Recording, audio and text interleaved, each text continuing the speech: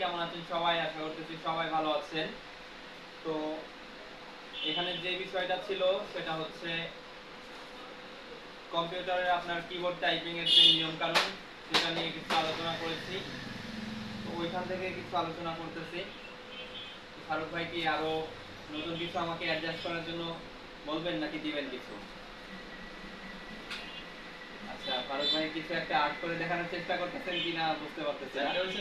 হ্যাঁ, চারটা। পাঁচটা দাগ দিবা। ওকে। বুঝলে? হ্যাঁ হ্যাঁ, দেখি একটু কয়টা হয়েছে। Okay okay, go ahead go ahead. Okay, I will write 1 2 ওই 3 লেখা লাগবে 4 5 6 7 এটাই ভিডিও, যেটা করছো ওটাই ভিডিও।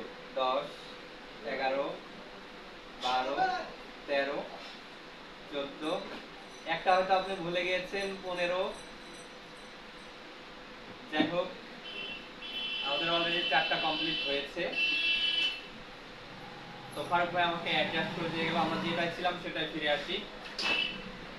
তো ধাপ 1 তো আপনারা জেনেছেন, A S D F G, আর এই পাশ থেকে হচ্ছে স্ল্যাশ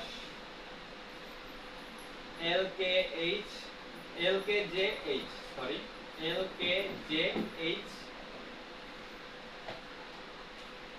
তো এখানে আবার উল্টা করে আরেকটু আপনাদেরকে কাজ করতে হবে। এই পাশ থেকে জি জি, তারপরে হচ্ছে এস ডি এস এ, আবার এই পাশ থেকে যদি ট্রাই করেন তো এইচ এইচ, শুধু একটা দিয়ে এইচ হবে, তারপরে হচ্ছে এইচ জে কে এল, এভাবে আপনারা টাইপিং করতে পারবেন। তো ইংরেজিতে অক্ষরগুলো ভালোভাবে রপ্ত করার পর নিম্নের লেখাগুলো টাইপ করুন। অর্থাৎ বড় হাতের হলে ক্যাপ লক অন করতে হবে।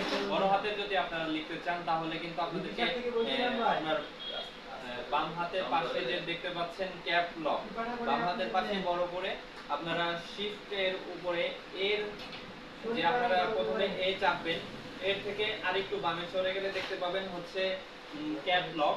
ক্যাপ লক কিন্তু আপনারা চাপলে ওইখানে আপনাদের সমস্ত লেখার অক্ষরগুলো আপনাদের বড় হাতের হয়ে যাবে, অথবা আপনারা যদি চান ছোট হাতের হয়ে যাবে।